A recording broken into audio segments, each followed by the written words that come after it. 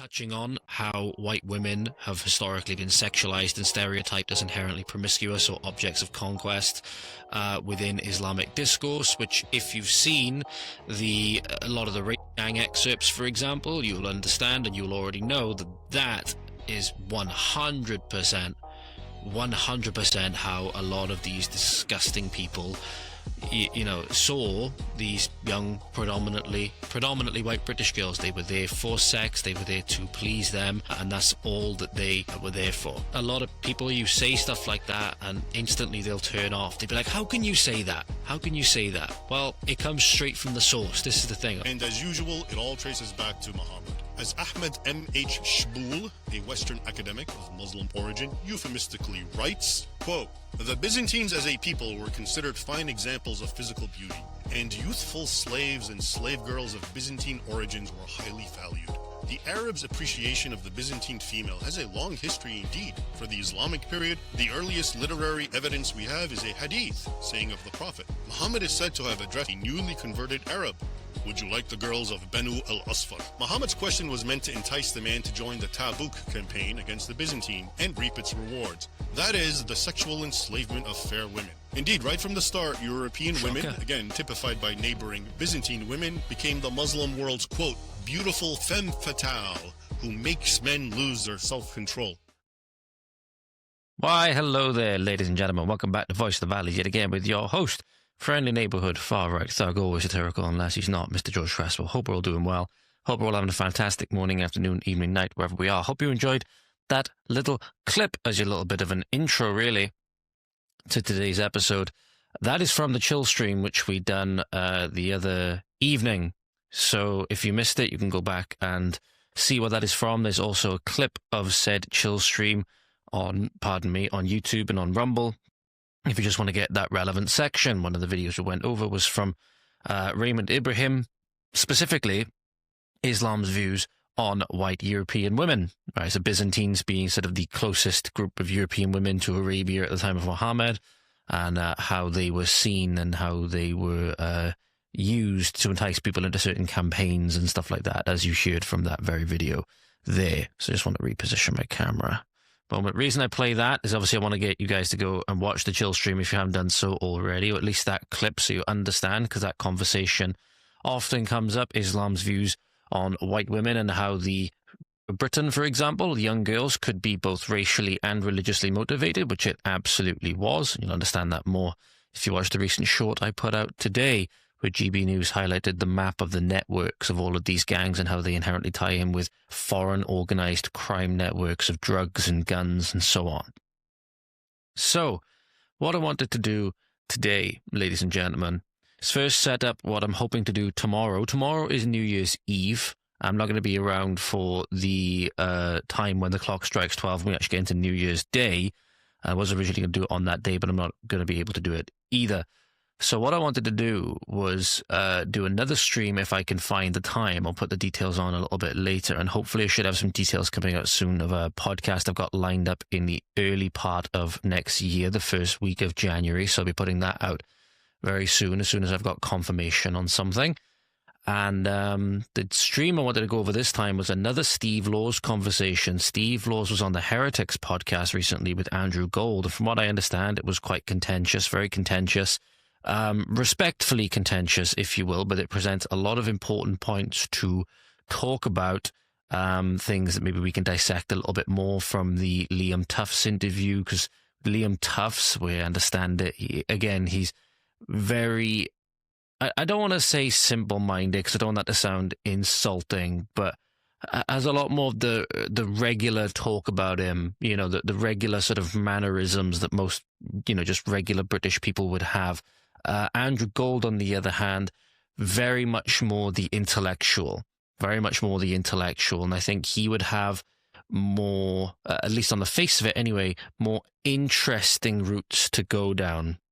Now, from the clips I've seen recently, or at least the clips I've seen so far, it doesn't appear that he exactly had the best sort of response to it, I suppose. Even Tommy Robinson has come out and said something about it. So on one of the clips, he actually come out and I'll see if I can find the post actually and read it to you. before we get into the main points of the day, he actually came out and said, because I quote posted it, where is it? And he said in response to this clip, so this is the, I'll drop this now, this is the trailer, or well, montage clip for the conversation. And Tommy said this about it. So he said, looking forward to bumping into this 7-stone bag of shit at some point, which I understand. Obviously, these people don't get along. Tommy and Steve, they don't get along. Obviously, very, very different worldviews.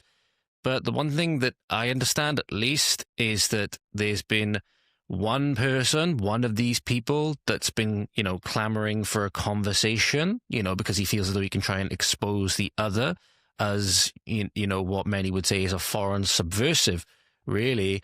And it's the other has gone on many other major podcasts, so I had conversations with many other different people, right? Been on Jordan Peterson, been on many different podcasts all around the world, been on Rattlesnake TV.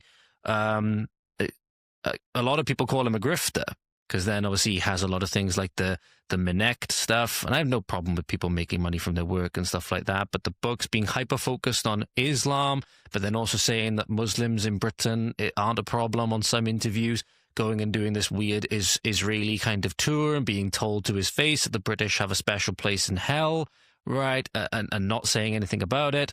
Steve has been clamoring for the conversation, as far as I'm aware anyway, and Tommy won't give him the time of day. But now, when it seems because he's getting more and more prevalent, Steve's becoming more and more unignorable, basically, that Tommy now comes up with these fighting words. I'm like, okay, fair enough, but are you actually going to duke it out in the verbal arena? Are you actually going to have this, he goes about all the time, free speech and the battlefield of ideas and all of this stuff. I'd be like, well, okay then. Well, is this conversation going to take place, or is this just bravado and tough talk? The fact that Tommy's post has gotten between 234 and 235,000 views and only 1,000 likes, with, again, 2/3 of that then being comments as well. People are not exactly reacting the best way. A lot of people in the comments basically echoing the same thing that I am, being like, it's going to be a lot better for the audience, a lot better for people to understand where both of you stand, right? So then they can make the best informed decision possible. People calling him a coward, saying he's running away from the debate, all of these things. So we'll see what happens in the new year. 2026 is certainly going to be very interesting. But here's the trailer, or the little snippet of that conversation, which Tommy was responding to, and what I think would be good to go through the entire conversation on stream. I think it would be an interesting one to talk about. So here is that video going to be coming up on screen in just a moment. Coming on screen now. Are you a racist? If that makes me racist, so be it. I wear it proudly. I've had enough. I want everyone gone. So someone's going to come knock on my door? It's not personal. It's necessary. That will not work. To find out who would have to be removed, the easiest way to do this is medical records. This is mental. I don't believe you're European. I think you're Jewish. But I'm not going to Israel. Yeah, if I had power, mate, you would be. You shake your leg and get aggressive when we talk about Jews being European. I'm not shaking my leg and just giving you... I just have a twitch. The twitch only comes up when Jews are mentioned. We can move on to another topic if you want to.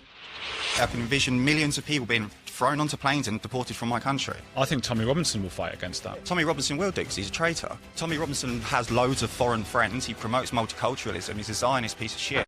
Do you have any room in your mind for that you might be wrong? No. See, that's the sign of an ideologue. So, I think that would be quite interesting to go over. You can see that it is... The one thing I will say about this so far, because obviously these people will also be very opposed to each other. A lot of bad blood, you may say, right? It's deliberately edited in a certain way, some parts of it, like zooming in and really hyper-focusing on Steve's kind of, nervous exhaling laugh when he says about sending Andrew to Israel and stuff like that. The whole Tommy Robinson thing where he uses words like traitor, and I understand he appeared with, what's his name? Is it Bo Dade on the Lotus Eaters? And I think it was another one as well. He appeared on there.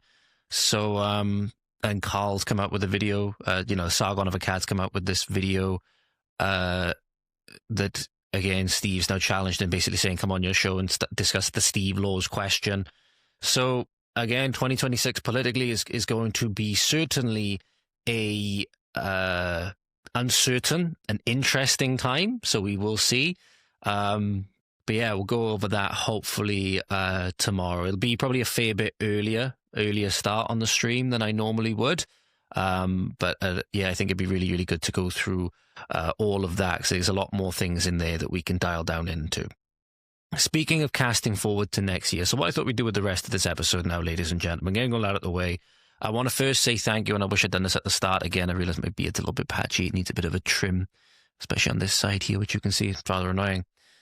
I want to first off say thank you to everybody that has been here as a supporter of the shows, left comments, was interactive with the show, shared, liked, etc. I greatly appreciate you all. People who I've met along the way in person via going to activist events and stuff like that.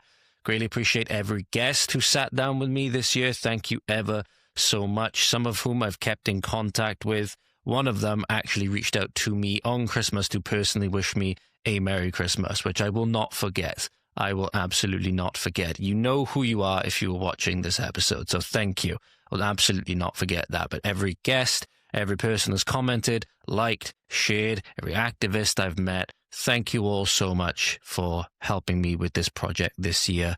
And yeah, looking forward to the next year, seeing what comes more than anything. It's certainly going to be interesting from a political commentary podcast point of view. There's going to be a lot of interesting things to talk about, to say the least, and I hope to give you guys all more value in 2026. Hopefully with time and with practice, as they say, perfect practice makes perfect. This show is only going to get better. Pardon me.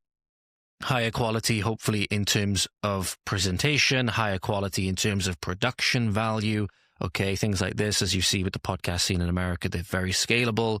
Certainly hope to provide you with value going into the next year. Also, not only that, it's a very pivotal year for Wales next year, because there's a very important election coming up next year. There's going to be a lot of important things to go over with regards to that, and nationalist topics will inevitably come up in those conversations. The key one of all being immigration, and all of the other topics that are tied in with that, because there's no way to get away from things like the economy, not just demographics, which the immigration will inevitably change, but culture, housing, healthcare systems, all of these other topics, right? Benefits and all of these other things, employment, hate speech laws, multiculturalism, obviously, as they said in Australia, right? Not just in the aftermath of the Bondi attack. The clip that I thought was circulating in the aftermath of the Bondi attack is actually from about 6 months ago.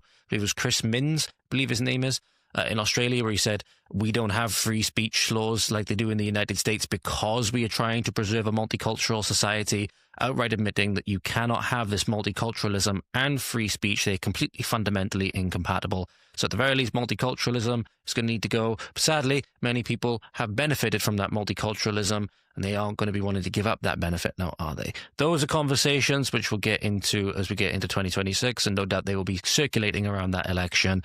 But there are going to be more topics that are going to be coming up as well. The recurring topics, obviously, and they'll be recurring throughout this episode. And we get into a little bit of reflection later on an article that Wales Online published called "The 23 Most Wanted People in Wales at this present moment in time are wanted by Welsh police," which will be going over person by person, so you guys can act as a bolo, be on the lookout, because some of these people are wanted on suspicion of quite violent things, right? But there's actually some important things which we need to talk about there. People think that in Wales it's not as bad as they are in England, like the whole cultural usurpation and colonisation and demographic changes are really bad in England, or in some areas of England anyway, but they're not so bad in Wales, but we're having very similar problems, as you'll see when we go through that list. So that's sort of it for the sort of preamble, if you will. Getting into the main point of today now, where we're going to have a look. I just want to bring something back up for later. There we go. Casting our eye forward to next year, I put a post up on YouTube about this.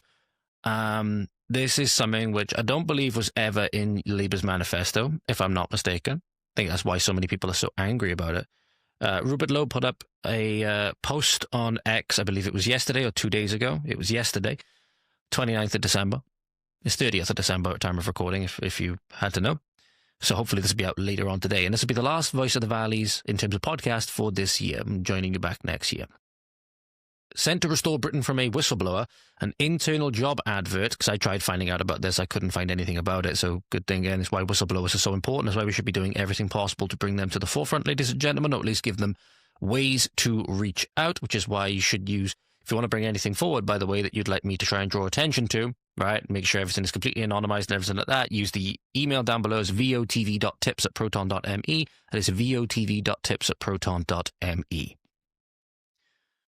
So plans are fully underway to bring digital ID in next year. They're bringing in deputy director position. You want to know how much they're charging, or how much the salary is for this deputy director digital ID position, ladies and gentlemen? Well, if you're in the business of selling out your own people to digital slavery, ladies and gentlemen, this might entice you. They can entice you with a lovely little pay packet, which I'll bring up on screen for you in just a second, which you'll see is to the lovely little tune of £81,000 a year. £81,000 a year to be a deputy director for operational policy digital ID. Make sure your application in, ladies and gentlemen, by Monday the 12th, right before Monday the 12th, 11:55 p.m. January 2026. Make sure you get your applications in. Obviously, this is an absolute travesty.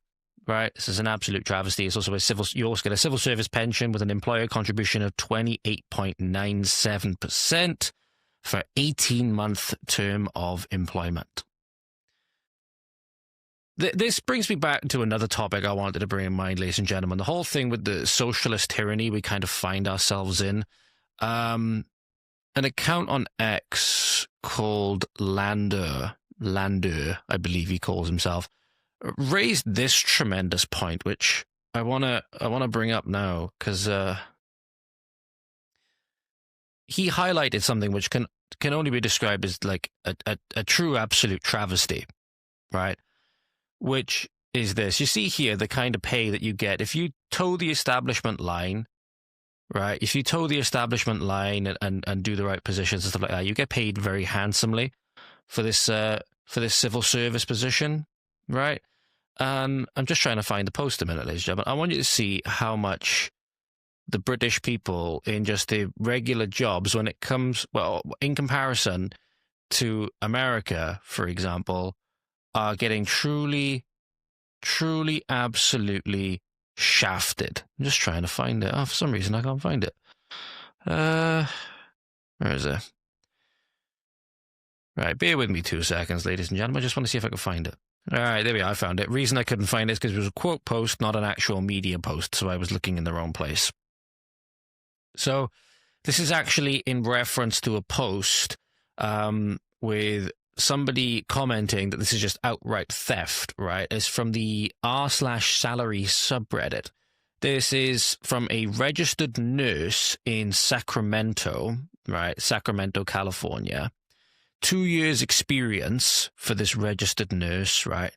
And they're talking about the taxes, right? And the taxes in California are some of the largest taxes in the state, in the country, sorry.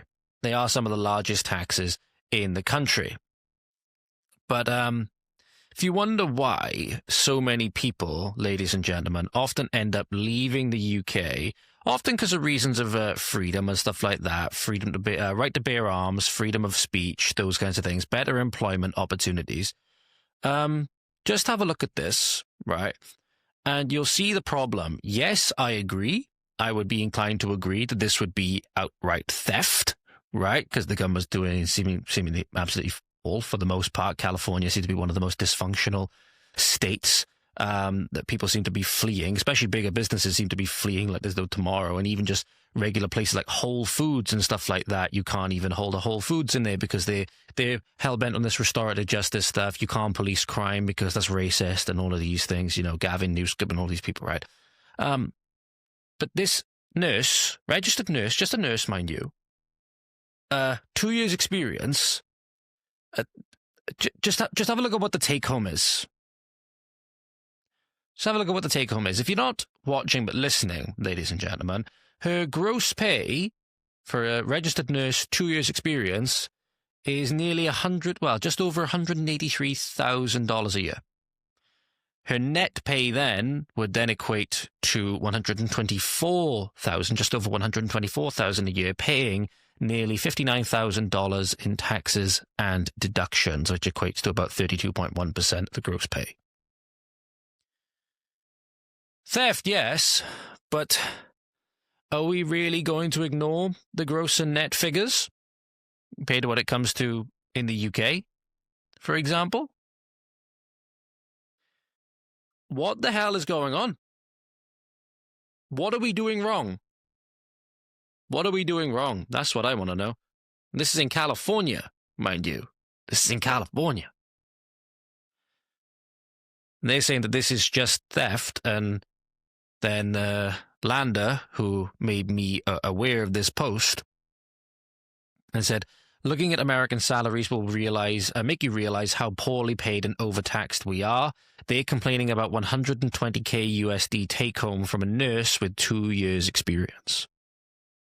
And you can't help but agree. Whether they worked, as somebody pointed out in the comments, the person who actually posted it, right? The person who actually posted the original post saying they probably worked 1,000 hours of overtime with zero social services. This is everything about it is absolutely ridiculous. Everything about it is absolutely ridiculous. Just the pay gap between what you would have for the same job in the UK versus what you get out in the States, and the relative taxing. Just there's so many things wrong. But if you wonder why so many people then flee, right? So many people flee and look for employment opportunities elsewhere, whether it's in the States, whether it's, a lot of them, they tend to go to Australia for work if they can get an Australian work visa and stuff like that.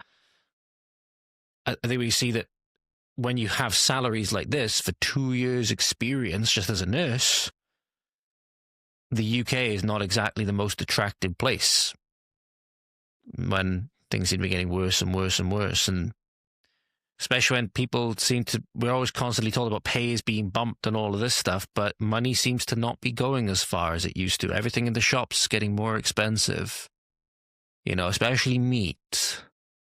Funny how that works.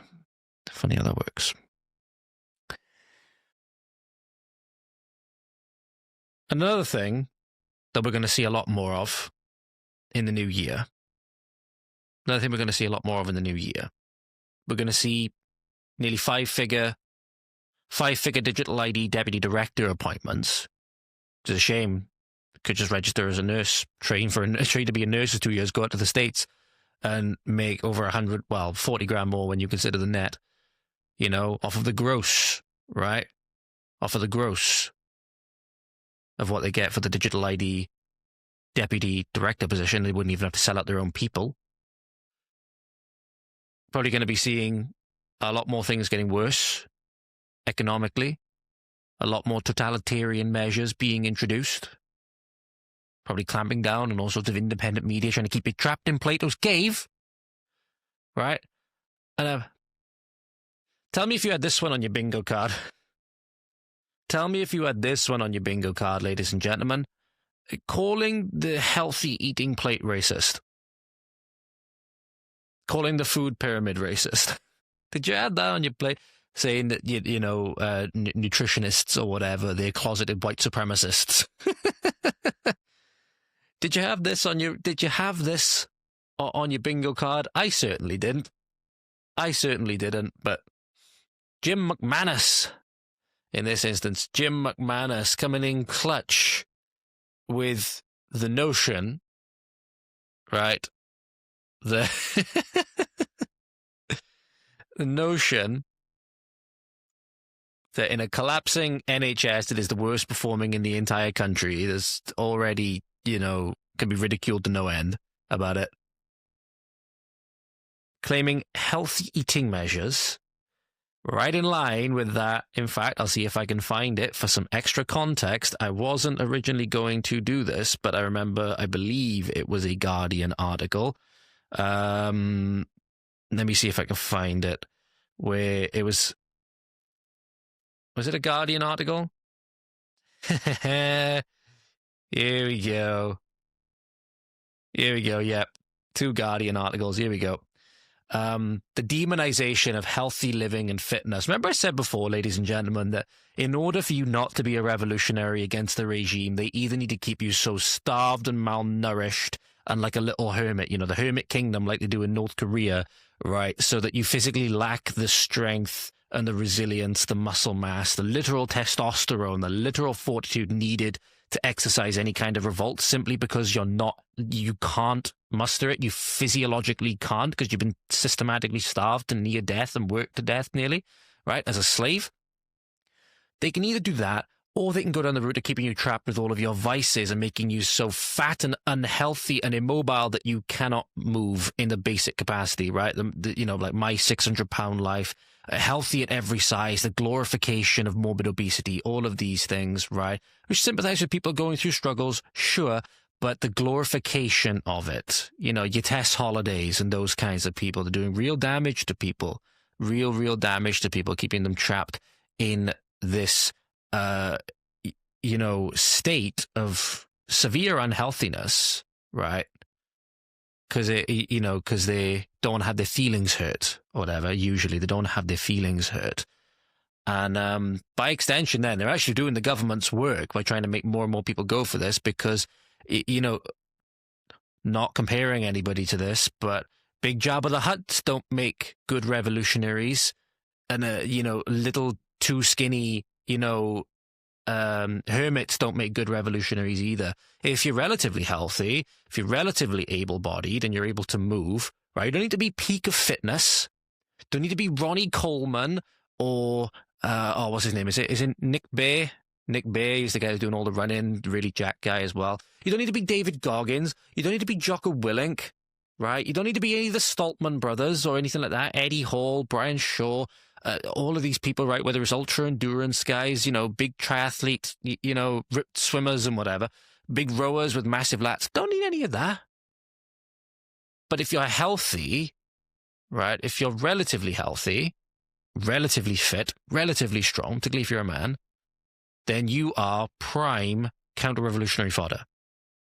You are prime counter-revolutionary material, at least in terms of the average. At least in terms of the average of what people are going to be. And that's why now they're demonizing healthy eating as racist, right? So now, in order for people to virtue signal, they now got to virtue signal their unhealthiness, right? Either their anorexia or their, morbid obesity, whatever it is, right? And, sorry, I'm going to keep having a notification coming up and it won't go away. Because to be fit, to be healthy, especially as a man, you're probably a far-right fascist. You're probably a far-right fascist, right? Unless you're unless you're a Nick Lowell's, unless you have the testosterone, or rather the estrogen levels of Nick Lowell's, then you're obviously a far-right racist fascist wanting the Fourth Reich. That's obviously what you want. Here's the epitome of masculinity. Jim McManus saying that the healthy eating plate is, quote-unquote, a bit white. Feels a bit quite British. Where's the Asian healthy eating plate? And we've got all our other programmes in public welfares and the local programmes. So the first thing you have to do is make those programmes accessible to people from all cultures and culturally sensitive. And understand the healthy eating plate, for example, in some of its generations, feels a bit quite British. Where's the Asian healthy eating plate? We have to decolonize the eat well plate, ladies and gentlemen. We have to bring down the food pyramid. It's the epitome of, it's the Tower of Babel of colonialism, the eat well pyramid, if you will. Well, first off, I thought if we were all just the same, the globalist line, we're all just the same, we're all the same humans, one human race, whatever word you want to use, right? If we're all the same, shouldn't then healthy eating be the same across the board? Or shouldn't you just need one eating plate? Mention, if people are going to come to the country, we're all about, assimilation and integration and all of this stuff, then why do they need their own eating plate? Why do they need their own eating plate? Are we seriously thinking they're so stupid that they can't take care of their own healthy eating themselves? Right? the mere mention of this is like underscoring the closeted racism of many of these elected officials in and of themselves, as they decry all of the forms of quote unquote racism, right? That these people seemingly are either too stupid, or they know that they're not going to integrate or whatever, so that then we need to make concessions to them in our own land. I'm like, no. And how many more of our taxpayer money are you going to funnel through these initiatives? You need an officer of decolonialization of the Eat Well plate. 81 grand a year or whatever it is. Yeah, more taxpayer money funneled into useless. Yes, of course. It feels a bit white, ladies and gentlemen. Feels a bit white. That's what we're calling the Eat Well plate now. But this is the thing. There's been a long time of demonizing just being fit and healthy, right? As any type of ist, right? It's racist in this case. It's fascist as well, did you know? According to The Guardian, according to Modern Day Pravda. They titled this article from 2022, Fascist Fitness, How the Far Right is Recruiting Online Gym Groups. The anti-fascist group Hope Not Hate says extremists present self-improvement as part of wider political struggle. Far right is increasingly recruiting via online fitness groups whose popularity soared during the pandemic, prompting fears that new members are being radicalized to commit acts of violence. Yeah, the guy with the swastika tattoo on his back at the Sunderland riots, I believe not long in the aftermath of Southport. Oh yeah, he was the real epitome of fitness, wasn't he? He was the real epitome of fitness. Could not see a lat muscle on the guy. Could not see a lat muscle on the guy. Yeah, they are now looking at, apparently they were detecting a network of online fascist fitness chat groups on the messaging app Telegram, with a large number directly linked to the neo-Nazi patriotic alternative, apparently. So if you go to the gym now, ladies and gentlemen, and you take care of yourself, and you're a white man, and you exercise any kind of patriotic sentiment, just know that this applies to you. Just know that this applies to you. You don't even need to go to the gym to be a part of it, right? But now actually you do actually see nowadays some groups splintering off and identifying as outright National Socialist fitness camps and fitness groups and stuff like that. You are actually seeing stuff like that now. Does that actually mean that everyone who wants to be fit and healthy, everyone who eats a healthy diet, keeps themselves in moderation, exercises a little bit of discipline, is a far-right fascist? No, but that's the direction this is going to inevitably go in.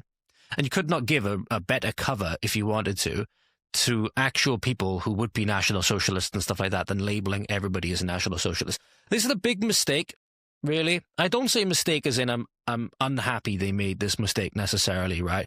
Because I hate communists, as you know. I hate communism, right? But I actually discussed this a little bit. I would be like, look, if you wanted to be able to actually really tackle quote-unquote far-right radicalization, Nazi or nationalist, socialist, fascist radicalization, whatever it is, the worst thing you could have done was then label people who outright weren't that thing but just disagreed with you as those things. Because now you've broadened the net so far as what those terms mean that you've given those groups which you're supposedly really that, you know, radicalized against, right, your enemies, you've given them the best camouflage and the most camouflage, far more than they could have ever gotten themselves, right? Because you've cast this net so far wide and broad as to what Nazi, fascist, all of these things mean, to include people that outright aren't those things, that A, are now either not going to be scared of being called those things, so they're probably going to side with those people anyway, or would have been like, oh, well, I'm going to be labeled as that anyway, I will go to that side, right? So you have people that don't agree, but will, you know, at least not be afraid of the label. Then you'd be like, well, okay, well, you're calling me that, I might as well be that thing, right? So you're going to have multiple different people now that are going to, whether they know or not, now provide cover for these actual groups which you claim to be against, but you cast the net. You gave them the camouflage. So that's why I can't stand all of these labels and all of these names and all of this demonization are just things that are completely regular, completely normal. That's the biggest thing with this whole woke It's just, can't have nice things. Just seems wherever you look, whatever way you turn to in this instance, socialism, for the most part, tends to be the reason why we can't have these nice things. Because Zoe Williams, for example, getting fit is great, but could turn you into a right-wing jerk. Yeah. You know, you're healthy, you lost 100 pounds, yeah, that's great, but make sure you don't turn into a Nazi.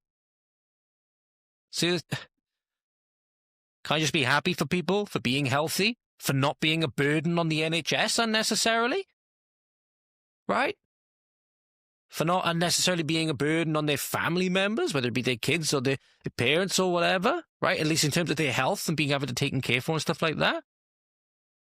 Eventually you will get older, and you might have older relatives that rely on you for those kinds of things, right? They rely on you to take care of them day to day. Many people want to just ship them off to care homes or put them in the care, quote-unquote, care of carers just because they can't be asked and whatever, and it's really sad. But the socialist economy, it seems, is where you need all different family members to work just to make ends meet, right? So really, a lot of people don't have a choice to use these carers, right? Maybe we should cultivate an economy that maybe more people could do the work and still have the bases covered so other people can go do those things. No, that's horrifically patriarchal. We can't have that. The feminists would have a friggin' field day. But it's saying here, the more self-actualized you become, the more you aspire to the top of Maslow's hierarchy of needs. The self-actualization, higher you are on self-righteousness, blaming other people's problems on their failure to be as healthy as you. Well, yeah, a lot of people, everyone's able, at least for the most part, right? If you aren't able to exercise your own decisions, well, A, are you a child? And B, what kind of arrangement are you in, right? Most people will do this. A lot of these leftists will do this on the system. If everything isn't catered to the most morbidly obese in society, it's fat-phobic, right? So now, what, you got to make all of these different arrangements on planes and whatever, and then you got to expect people to pay for it. You're not going to pay more for the extra space. You're not going to pay for a seatbelt extender or all of this stuff, right? You're just going to call it fat-phobic and institutionally fat-phobic, and you got to make every space accommodating for all kinds of bodies and whatever. Well, that's blaming your problems on other people and on society, when odds are it was your habits that led you to that. Now, different people have different circumstances. Obviously, it's a much wider conversation. People may have hypothyroidism and all of these other conditions which can make, for example, weight loss harder, or other things which can result in more debilitating things, muscle wastage and all things like this, different conditions, all of this stuff. Get that, right? But for the most part, people get to where they are from their habits, from what they do every single day, right? You don't get to being, for example, 300, 400 or whatever it would be in kilos, 150, 200 kilos, whatever the bloody hell it's going to be, say between about, 120 and 150 kilos on accident. You don't get there on accident. They may feel like that, but there's going to be a set chain of events, because, energy in versus energy out. So energy intake versus energy expenditure. Is going to be things that shifted the balance one way or another over time that you may not have perceived, but still enacted the mechanisms nonetheless that got you to that place. And usually it's just a reversal of those mechanisms will take you back the other way. That's harder. Takes discipline. Takes the little bit of self-respect. And actually, pardon me, taking care of your body in that way. It's a lot harder. But you wonder why so many people, as soon as they get in shape, end up turning into right-wing jerks, so to speak. It's because it was hard. It's hard, and they have reason to be proud of themselves. Yeah, and when you've been through that journey, when you've been through the struggles, you actually don't like looking in the mirror a lot of the time, because you end up with egregious body dysmorphia, right? Take it from me, I've been there. Leanest I ever got, I think, was about 12 to 15%, and even I was hungry all the time. Right? I think I'm one of those people. I have a naturally higher set point than at least the average person. Anyway, with how lean that they could get. But again, that's probably just me coping and making an excuse. Anyway, I'm not exactly in the best of physical shapes at the moment, but relatively healthy. I'm not doing too bad. I could stand to lose a little bit. I will say that. So maybe I'll be gauging a little bit of new year, new me. Right? Being one of those wankers. I'm not actually. When I done that, I made a concerted effort. It was extremely hard. Did I like looking in, when I eventually started seeing some appreciable process, did I like looking in the mirror a lot? Yeah, you damn right I did. Did I like learning to try and flex my abs and do the alien stuff on my chest? Yeah, you damn right I did. People think I was a vain cunt? Yeah, they did. I can't now. It was hard. I remember the first time that somebody asked me what I was on, thinking that I was on, some substances. I was like, yes, I made it. Remember that moment? It was a nice moment. If that turns me into a right-wing jerk, then so be it. I can still be a lot fatter than I was then and be a right-wing jerk. That's a matter of principle. Not being a right-wing jerk, but the principles that make somebody in the eyes of this person, for example, Zoe Williams. I know I'm going on a massive tangent for the rest of this episode, but anyway, a right-wing jerk. And I intend to be a right-wing jerk going into the next year as well. Maybe a slightly leaner right-wing jerk with a bit more of a kempt beard and better haircut. There's always room for improvement. But yeah, if you eat well, ladies and gentlemen, or if you don't think for some reason that everyone should have their own quote-unquote eat well plate, right?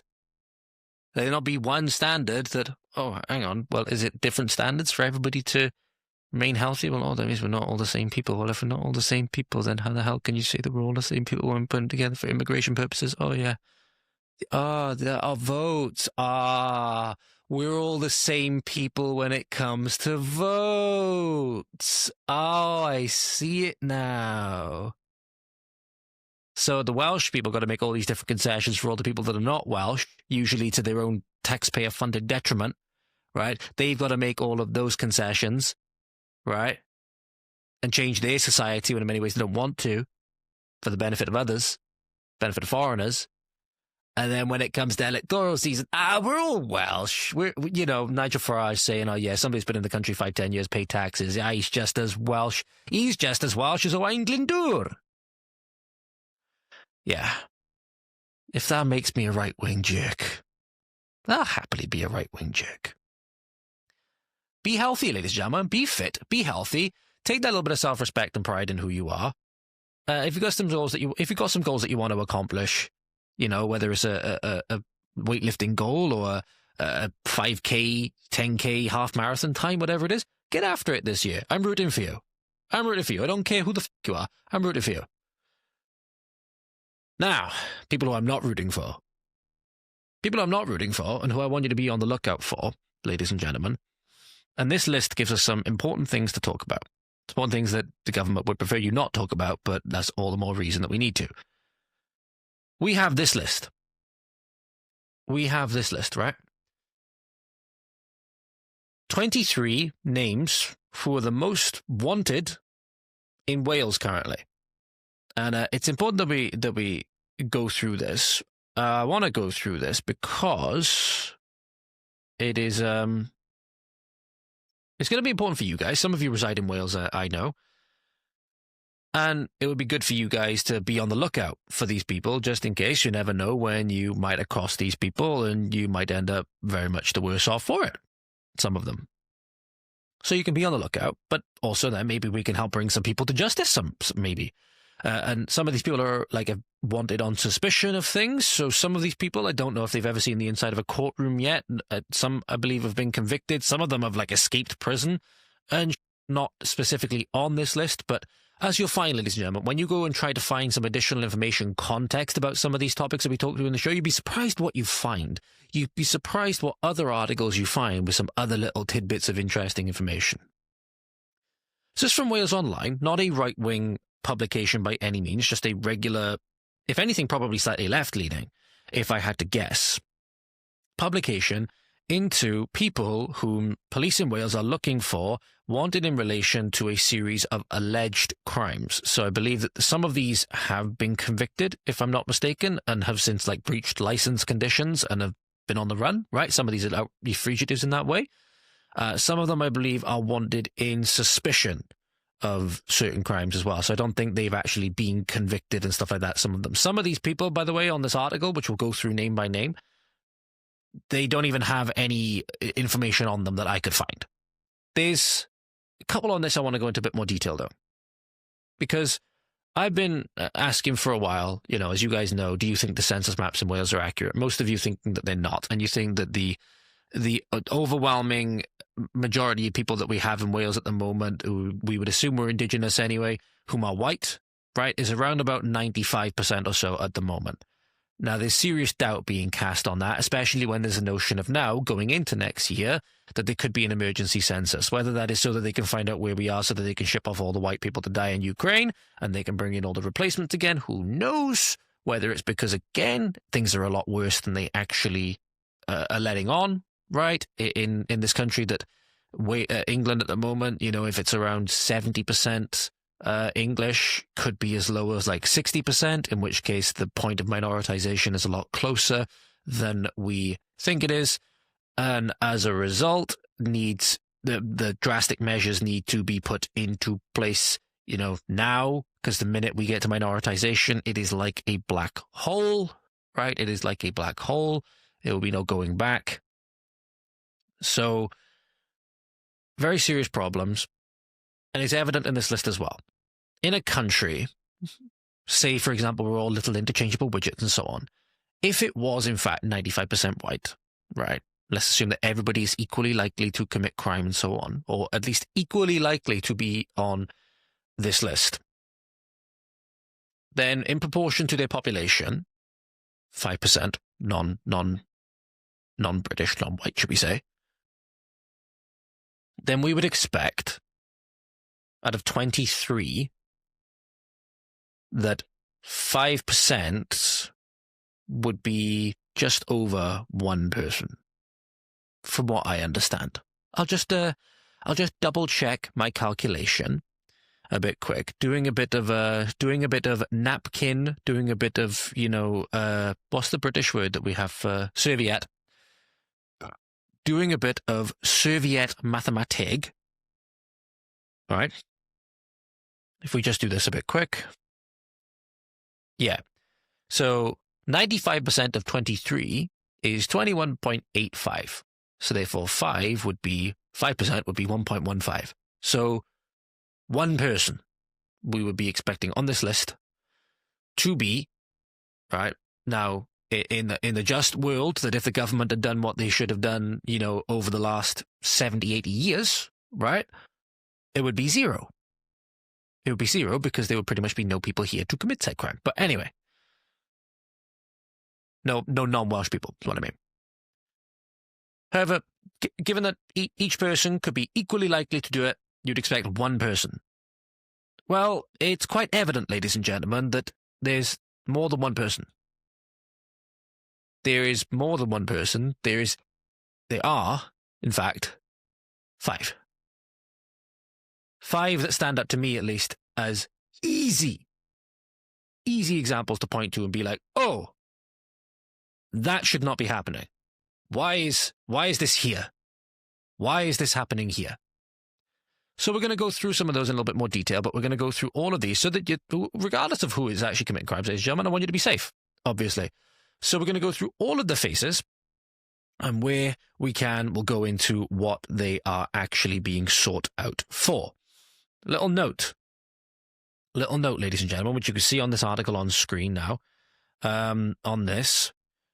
Wales Online have done it. To maintain the greatest degree of accuracy, we have chosen to only include appeals shared since November 16th, 2025 for both forces, that being South Wales and North Wales Police.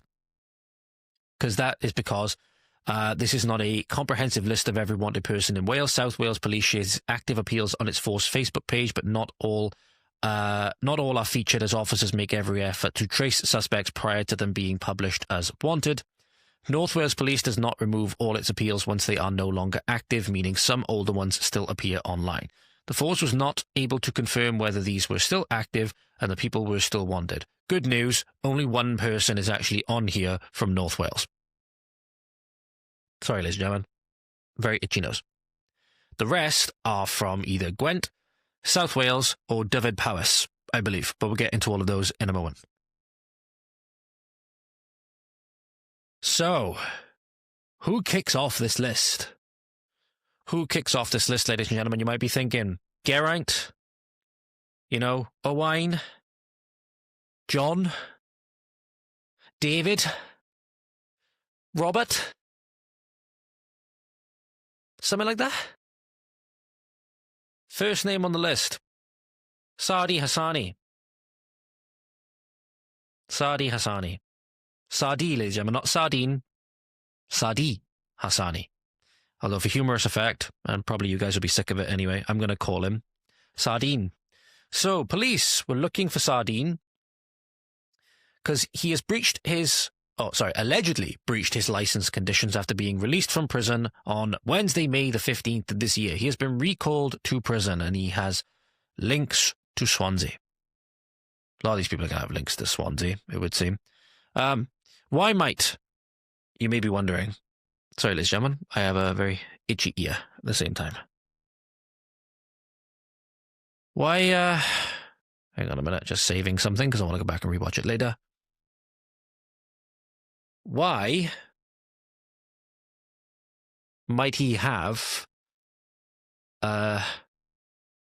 relations?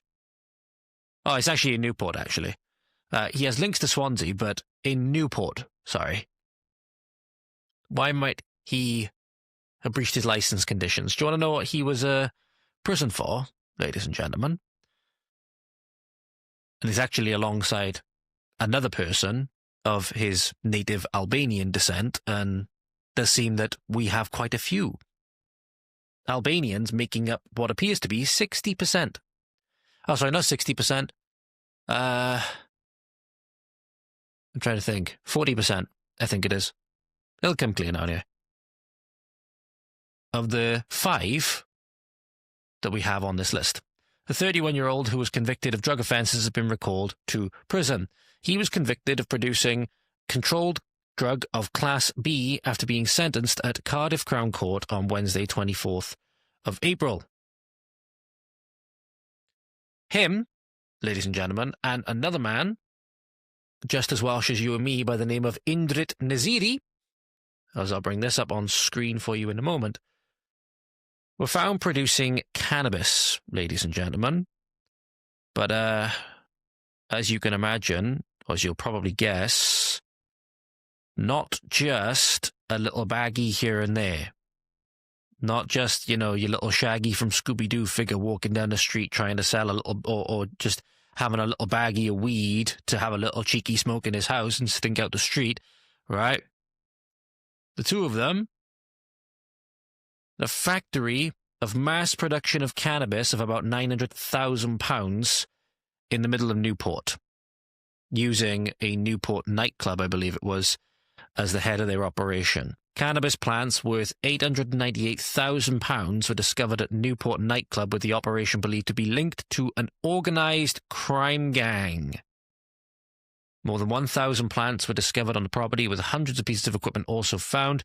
Saadi Hassani, 30, and Indrit Naziri, 25, were found working in the cannabis plant at Neon nightclub in Clarence Place, December 29th last year. So they have 1,361 cannabis plants. Evidence supports a continuous cultivation of produce and sophisticated organization designed to produce significant quantities of cannabis that is likely to be part of an organized crime operation. Both defendants were interviewed and told police they had come to the UK from Albania and had debts to pay. They were involved with unpleasant characters. Now, theoretically, if these debts weren't paid and these people had come to the UK, what's going to happen then? Oh, do we start seeing Albanians killing Albanians like Joe Marsh said in Cardiff and in other places? Ah, funny how that works. Who threatened them and their families. These are not good people. I feel sorry for their families.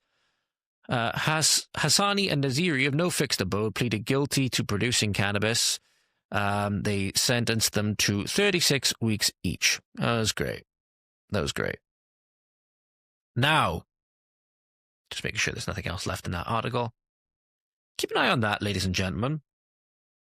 You're going to become familiar today with something known as the Albanian defense. This seems to happen so frequently that an entire defense term has been coined off the back of this, called the Albanian defense, as we'll get on to in a moment. So what else do we have? So top of the list, Albanian drug dealer. We're off to a fantastic start. Having also admitted that he was involved likely with Albanian organised crime, and that he has links to Swansea, evidently has links to Newport also. So God knows where this guy is, and God knows who could be caught in the crossfire of this. Like when we saw the rival gangs of Turks in London, there was a 9-year-old girl caught in the crossfire who has, as far as I know, would have to deal then from the ramifications, the consequences of being shot in the head, right, by one of these gangsters in the crossfire, significant cognitive and physical impairments for the rest of her life. We then have Lee Elston. Gwent Police is appealing for information to locate 35-year-old Lee Elston.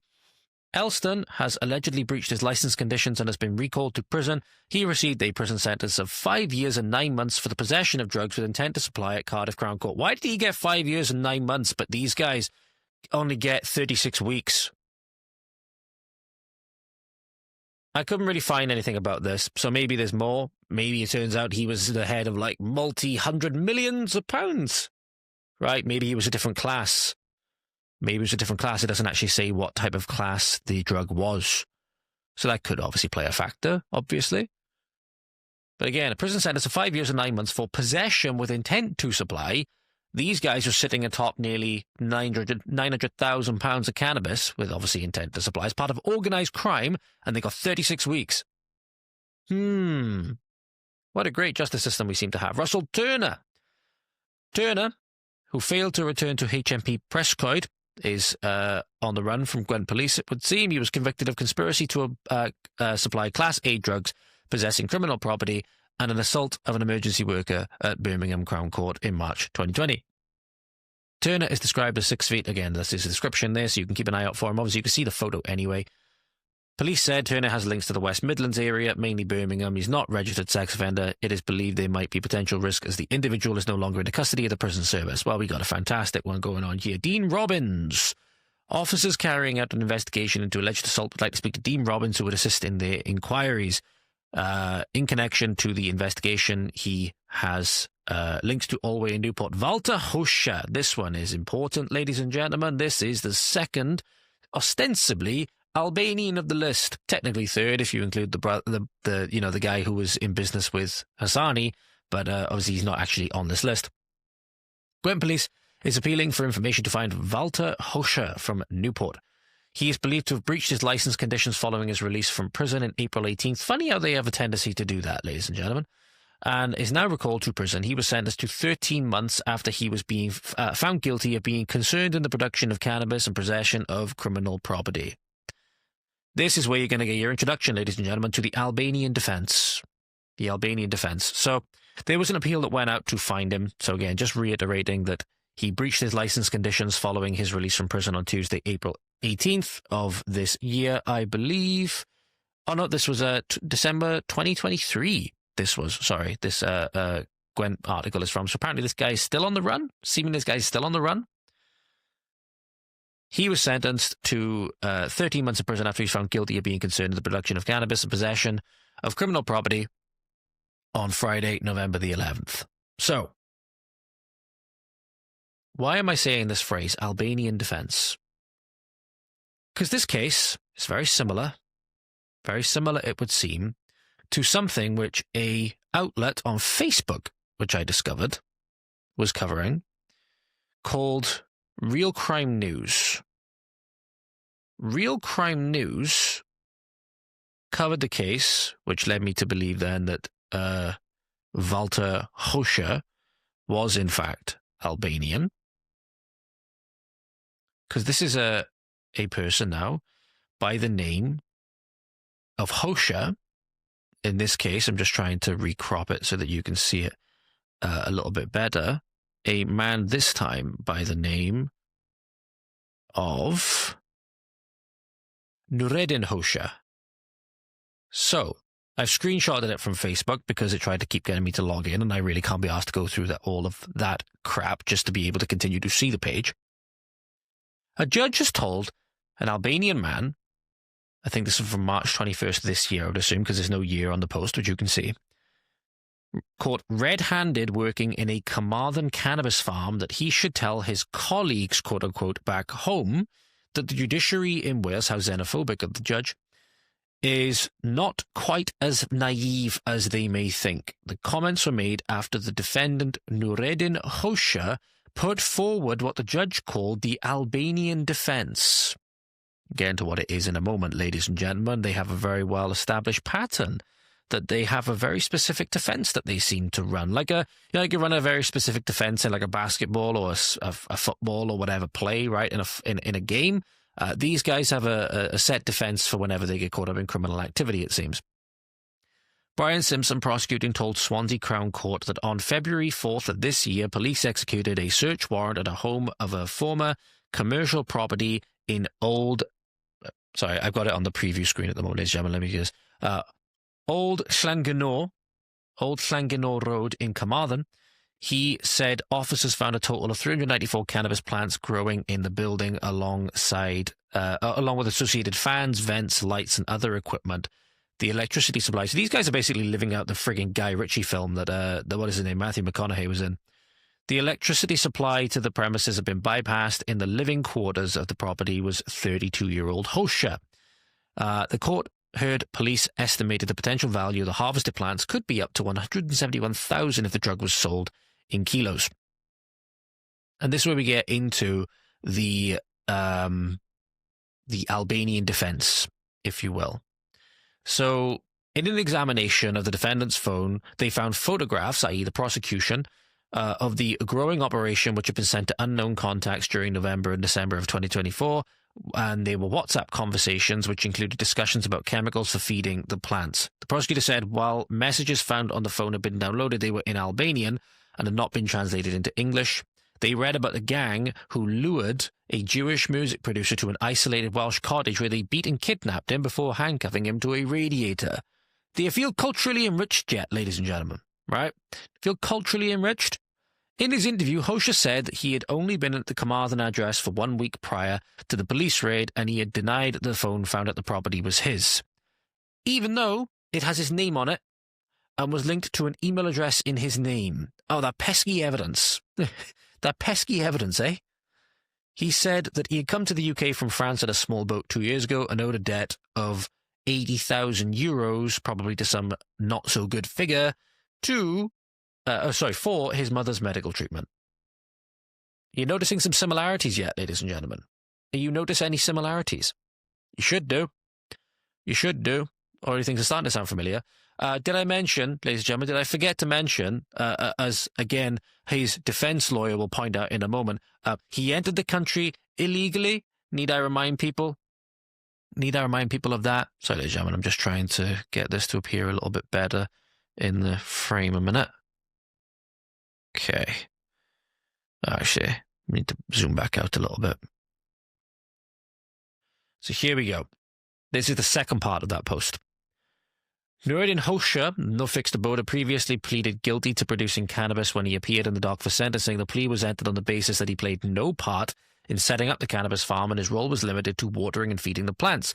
The defendant has no previous convictions in the UK. He did enter illegally, though. He did invade the country. Ryan Bowen, for Hoxha, to the defence, asked the court to take into account the defendant's clean character as an invader of the country, albeit accepted his client was in the UK illegally. His clean character, but he entered the UK illegally. Such a clean character. And he's working on a cannabis farm. Did I tell you that? He said the defendant realised the court would view his conduct in Carmarthen, quote, in a dim light. Yeah, no shit. Judge Geraint Walters said yet again the court was being presented with the quote-unquote Albanian defence in a cannabis growing case. So what is the Albanian defence? namely that the defendant had only been at the property in question for a short time, that his role had been limited to tending to an already existing growing setup, and that he owed money for his mother's medical bills in Albania. They actually seem to either... They've all gone with this story so many times after being caught, right, to try and generate sympathy or whatever it is, or thinking that people wouldn't notice, or... They've obviously tried this the first time. Obviously, it works, so they've just done it and seen how far that they can get. Or they just had this rehearsed down to a T. They've had this rehearsed, and this is just what they do. Either way, not something the Welsh taxpayer needs. Not something the Welsh people need. People don't need this in their communities and stuff like that. The judge said, while he would sentence Hosha in accordance with the basis of the plea which the prosecution had accepted, he noted it was quote-unquote word for word the same as one he had seen with earlier in the week, and he said he would be raising the issue of whether the court would continue to accept such basis of pleas with the resident judge of Swansea, Judge Paul Thomas KC. Addressing the defendant in the dock, he said, when you discuss this sort of thing with my colleagues, perhaps you could point out that judges in this country are not quite as naive as you may think. With a 1/4 discount for his guilty plea, Hosha was sentenced to 12 months in prison. He was no more than that, half that sentence in custody. Who wrote this? The hell wrote this? Did an Albanian write this? Did an Albanian write this? I might be led on. I might be led on by some hidden Albanian that actually runs this Facebook page. Well, 1/4 discount for his guilty plea. Hosha was sentenced to 12 months in prison. He will serve no more than half, these meant to be than half that sentence in custody before being released on license. Judge said any subsequent deportation was a matter for the Home Office if it gets around to it. No surprise, don't think there's been any news on that front, ladies and gentlemen. Don't expect the Home Office to be rushing things in that regard. This, by the way, this is the guy in question.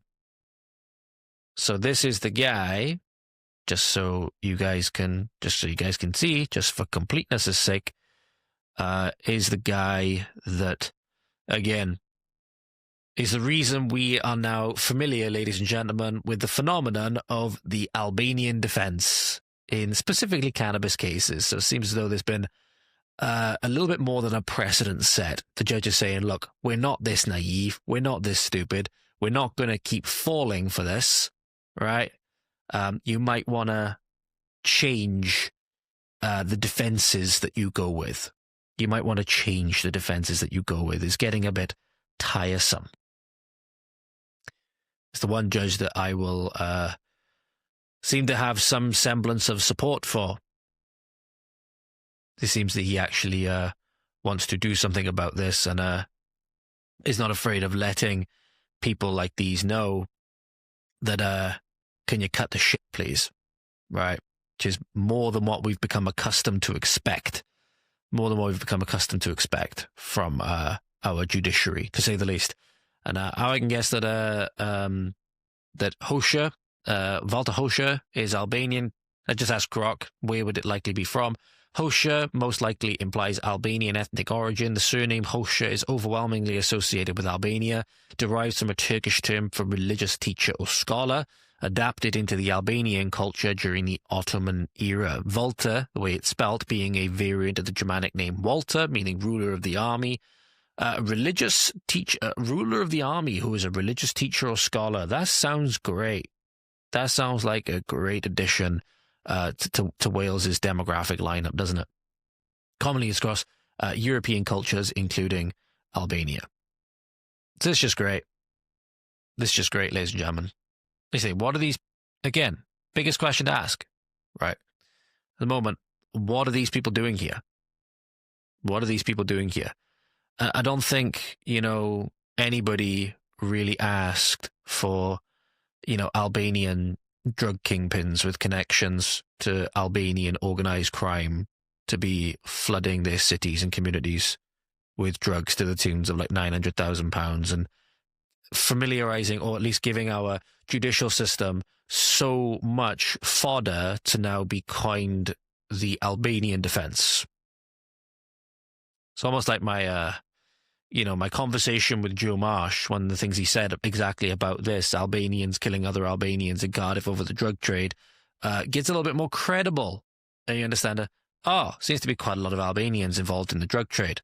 We've had 2 of them on Wales's most wanted list from Wales Online. Leon Wells is the next one. From Abertwsog is wanted for allegedly breaching his license conditions. Then we have this guy. This guy, ladies and gentlemen. That's a face. Certainly a face. Al-Taib Ahmad Al-Tagani, 32, from Newport, has been recalled to prison. Notice there, ladies and gentlemen, though, it doesn't say anything about what he's wanted for. It doesn't say about what he's wanted for. Now, the reference number would indicate that this would have happened back in 2020. So the 2 first numbers of the reference number in this case means it will refer to the year that this case took place, right? So if it says 25, it'd be 2025, so 24, it'd be 2024. What could this doctor or surgeon be wanted for, ladies and gentlemen? What could this guy be wanted for? Nothing major, right? Well, apparently, now this is an article from November 2021. Like I said, you'd be surprised what you find when you go try and find some extra things to add some information for you, ladies and gentlemen. I found some other interesting nuggets of information in a South Wales Argus article, which talked about another guy, I believe unrelated to the guy we're talking about now, but probably should be on Wales's most wanted list, right? Maybe even more so than some of the others. So this guy, Altagani, or Altgani, whatever the hell you say his name, because they actually spell it wrong in the title of this, just above his, what seems to be his mugshot, but then they spell it right in the article body. He was only sentenced to 4 years. So what would you think, ladies and gentlemen? Probably nothing much. Maybe a bit of burglary, maybe, Grand Theft Auto, something like that. I don't know how much those sentences usually go for, right? I only know it as the video game, pretty much. Well, he was out on license in January 31st, 2021. Now appears to still be at large, it would seem. He was given the sentence on January 8th of 2016, not for carjacking, not for theft, not for burglary, not just for simple breaking and entering. No. This is great. This is fantastic. If this guy hasn't come back and they still can't find this guy, there's a, Sudanese out there, just whether he's back in Sudan, whether he's, gone to any of these other areas that he has connections to, Birmingham, Cardiff, London, whether he's going by one of the aliases you can see on there, so Al-Taib Ahmad Tagani or Al-Taib Ahmed Al-Tigani, right? It's like they just before they eventually deported him, Hadushka Batu, they just seemingly let him out to wander the streets.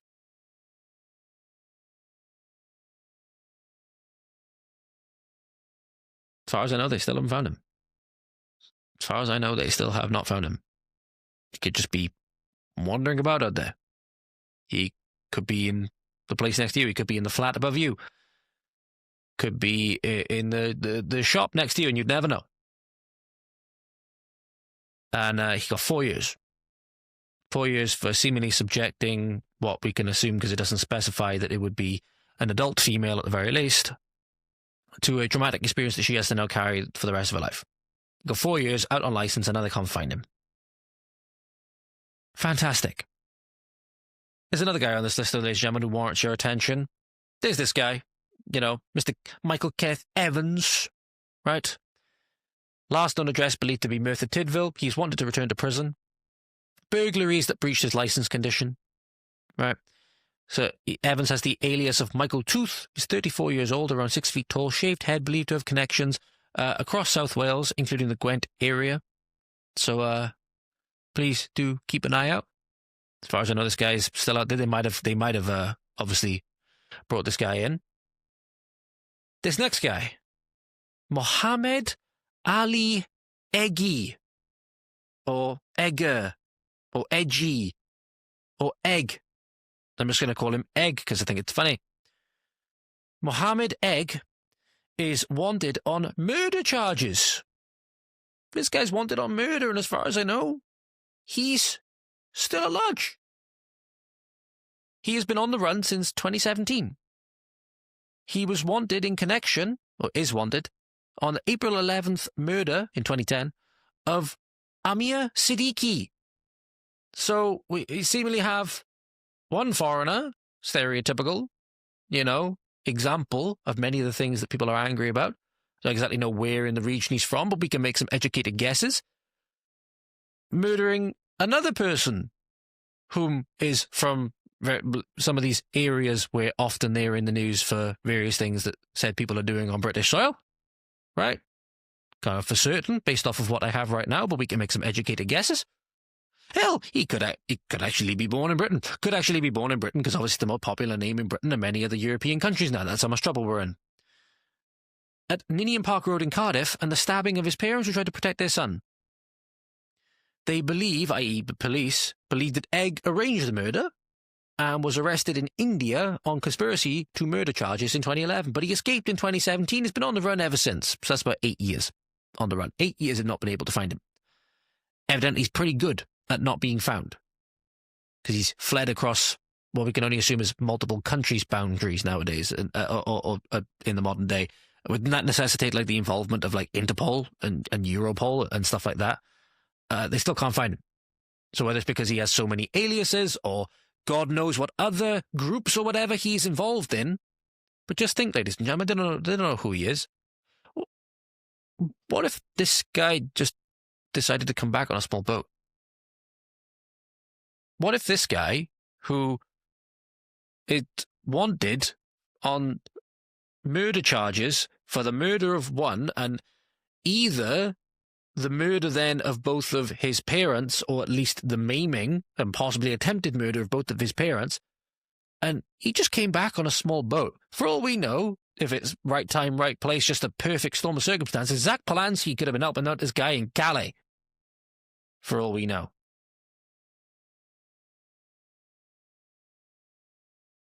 Murder. They can't find him. Depending on where he's come from, there's a good chance he could have just passed off as a quote-unquote asylum seeker and come back on a small boat, and we've been none the wiser. They could be in a HMO or hotel near you.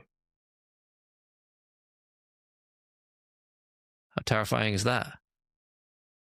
Sorry, ladies and gentlemen, I bet you were thinking that Halloween had passed, but no. Evidently Halloween is still going strong. Every day a new horror comes to play in the UK, and that's probably only going to continue going into the next year. As long as we're living in a perpetual Halloween at the moment. So, got a couple more examples now. Samson Layson is our next example, or Samson Layson, whatever it is. He's wanted by Dyfed-Powys Police. So I believe that was the last example. We're finally out of Gwent Police. He's wanted by Dyfed-Powys Police, appealing for information to find him from the Maritime Quarter in Swansea. He's just simply wanted on recall to prison.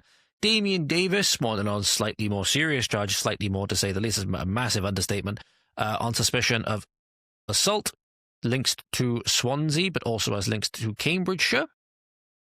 Curtis Jones, obviously we want people to see justice if they actually have done really wrong things, ladies and gentlemen. We want them to see a trial and a jury of their peers, even though they are trying to do away with those in the classic communist style as fast as possible. Actually do want justice for these things, and we want these people to receive a fair trial, which is why if you do happen to know anything, well, you hopefully have the resources to reach out to, or who knows, maybe you're able to fill in any of the blanks for me on if these people have actually been apprehended since when this article was written. This article is very recent, by the way. It's from December this year. Curtis Jones, 30 from Pencoed, is wanted on for suspected criminal assault, damage and affray. Jason Morgan for breaching a restraining order. He's from Bridgend. Jordan David doesn't actually say, but he's from St. Athan. He's wanted on recall to prison. He's 32 years old. Calum Philpott, he's wanted in connection with alleged affray and recalled to prison from Splot in Cardiff. Christian Rob John, 40, wanted by police from Trowbridge in Cardiff. He's wanted for suspected commercial burglary and recalled to prison. Ahmed Ashanzadeh, just as Welsh as you and me. Can't actually find anything about this guy. And if you actually go onto South Wales Police and try to put in the reference number, you can't find anything. It just doesn't come up. It just doesn't come up with anything at all.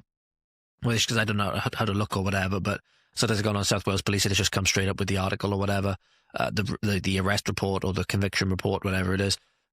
Can't find it whatsoever. Ahmed Ishanzadeh from Cardiff is wanted by South Wales Police. The force are looking for the 50-year-old man on suspicion of harassment causing fear or violence. And I believe straight after this, we have our another Justice Welsh Yumi, Quasar Mays Wilson. Can't find anything about this guy either. Quasar Mays Wilson, 34, from St. Mellons, is wanted on recall to prison. That's 5. That's 5 of what we could ostensibly say people that certainly either are not from here themselves, or at least from the very recent descendants from people whom are not here themselves, making up a list of Wales's top 23 most wanted. Some of them you can't even find out why. And some of them, their names also pop up, not necessarily in relation to the actual person, themselves, but pop up in other articles related to most wanted people, in which not multinational murderers, but murderers who have then fled across multiple nations and been arrested for conspiracy to commit further murders could potentially then come back on small boats, and then, you realise the danger that we're in. But I think he kind of looks familiar, though, ladies and gentlemen. He kind of looks familiar. I don't know what it is about him. I don't know what it is. So I tried and done some digging. I couldn't find anything on his arrest report, but I could find something. Right? I did find something. I'd be surprised how far back this guy's lineage goes.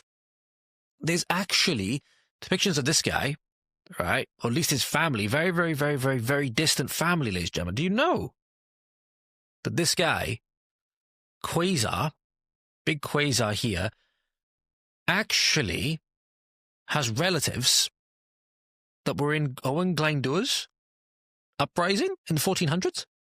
I was shocked to find this out. I was really, really shocked. I can't keep a straight face. I created this. I'm sorry, I can't keep a straight face. I just wanted to show this image. I just created this image earlier for a laugh. And I just wanted to show it. Don't you go being racist now. Don't you go being racist now. This guy's lineage goes back. I'm sorry. I'm sorry. I don't know if you can give your child or whatever a name like Quasar and expect people not to take the piss. Expect people to not take the piss. I'm probably going to get done with a hate crime for creating that image. But hey, it was worth it.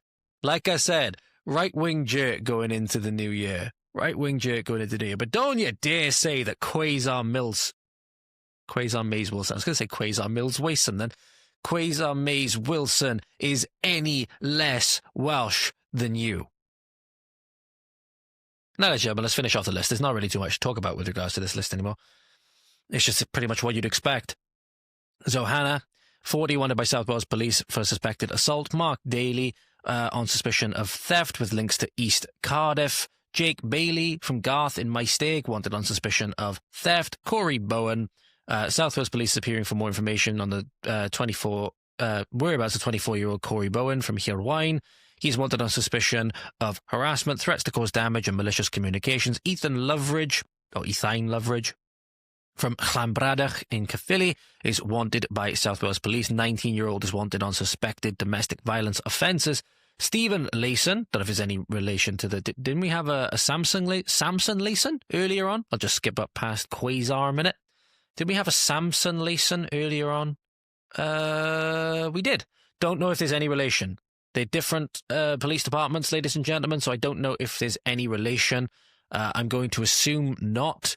Is wanted by South Wales Police. He's been recalled to prison. Layson is from Swansea Docks. And Daniel Williams, who's the North Wales Police person, we know nothing about him. We know absolutely nothing about him, not even a reference number. So I may assume that this guy has actually been recalled, has actually been found. Who knows? There's not even a reference number for him anymore, so who knows?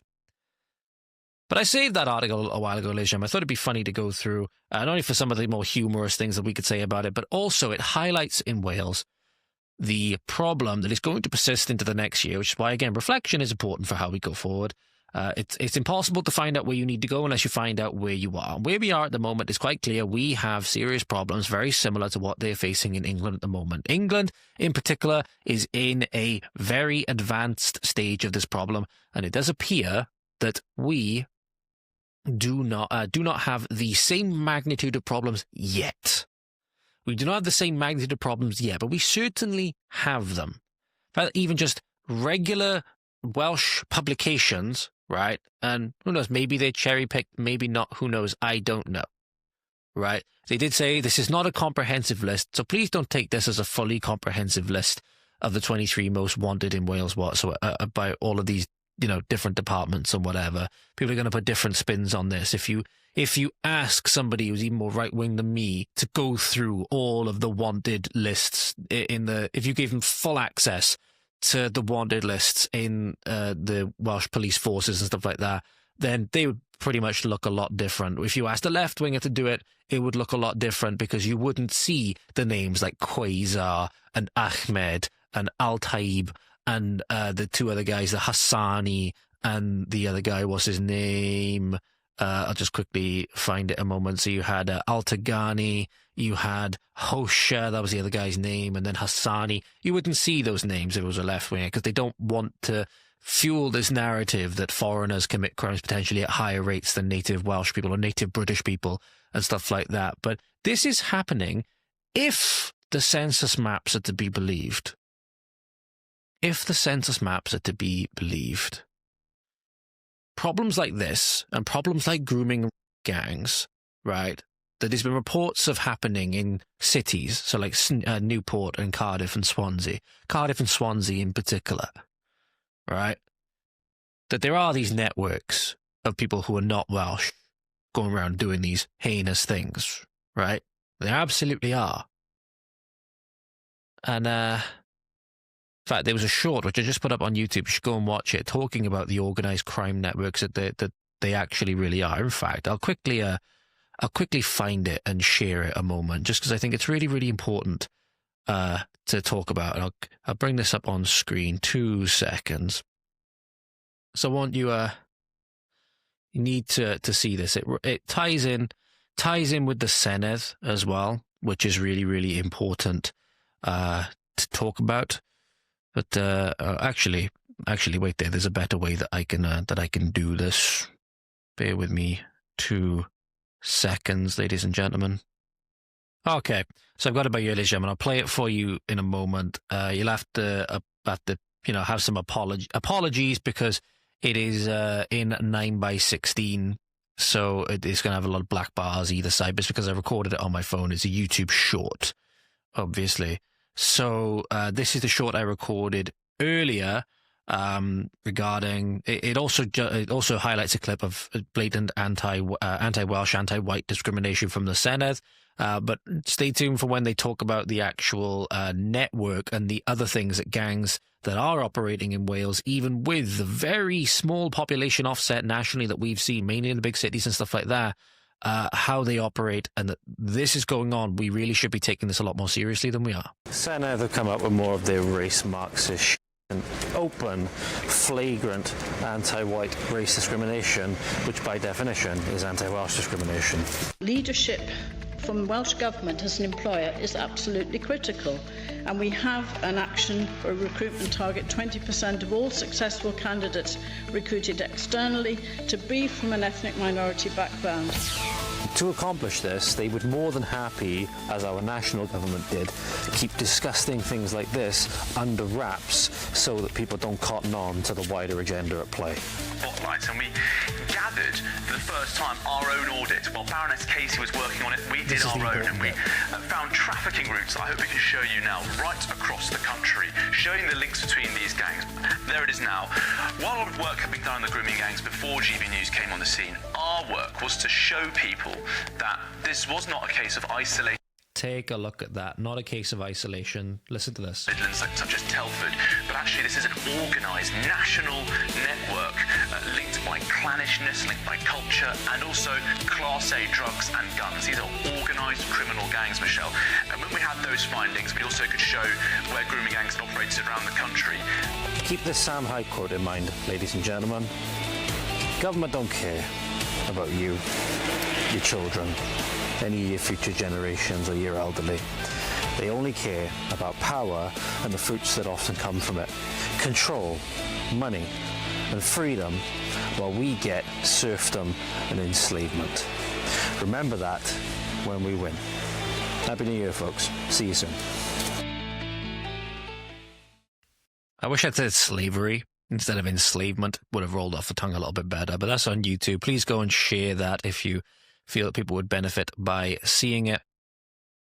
When that's happening, the population in England right now, by some estimates, is about 70-odd%, could be less. And obviously then they are experiencing a lot more of the problems on a greater magnitude, a greater scale that we are, but it is happening in Wales. And the Senedd, your elected leaders, most of them anyway, are perfectly happy for it to continue happening if it means that they get to keep their position of power and privilege. But not only that, a lot of them won't. They won't broach these topics because of labels like racism and all of these things. So, it comes down again, those who are, scared of labels or whatever it may be. But at the end of the day, when you have, as we've seen in England now, and you will have them in Wales if they're not here already, as Charlie was describing, it's not just right that they were attacking young girls just because they were young girls or whatever. There was deliberate and very intertwined clan, affiliations with their clan, affiliations with their culture, cultural and clannishness, incompatibilities with Welsh and British culture and people. They see us not a part of their clan. We have to convert to their clan, or we have to convert to their religion or die, right? That's how they see it.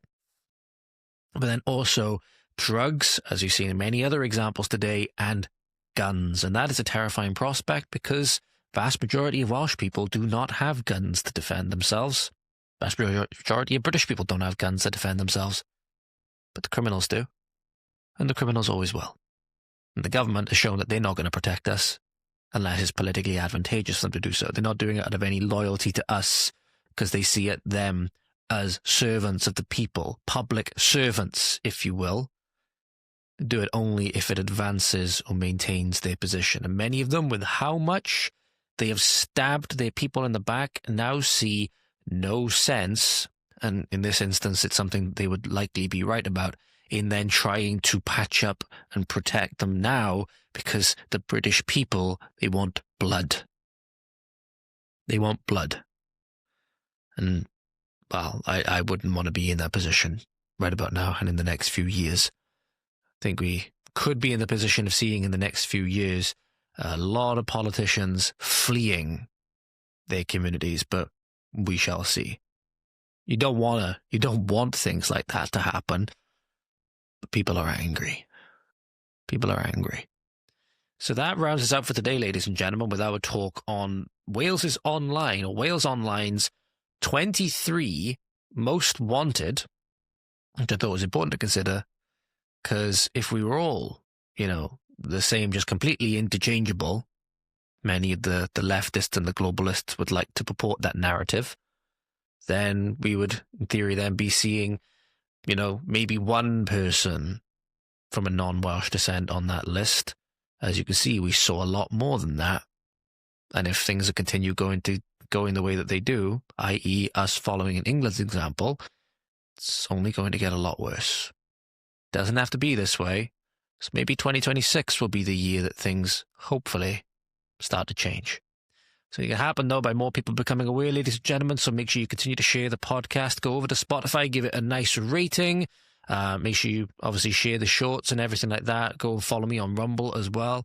Know that the sword of Damocles can very easily fall on YouTube creators' heads. Rumble is a lot more friendly in that regard. And also a lot more uncensored and uncut. So make sure you go over there to get always the full episodes over on Rumble. Uncensored and uncut. And I'll do it for this year. Thank you very much, ladies and gentlemen. Well, maybe not all for this year, so I will keep posted if we're going to do the stream tomorrow. I hope so, but we'll just see what happens when I get round to seeing how the thing's going to pan out a little bit later. And thank you very much, as always, ladies and gentlemen. If I don't see you before, which I hope I will, pardon me, have a fantastic new year, and thank you for all your support this year. Greatly appreciate every single one of you. Be raising a glass to you when the clock strikes 12. Wish you nothing but the best, ladies and gentlemen. Thank you. Have a good morning, afternoon, evening, night, wherever you are. Diolch yn fawr, thank you for watching. Hwyl fawr. We'll see you next time. You take care now. Godspeed.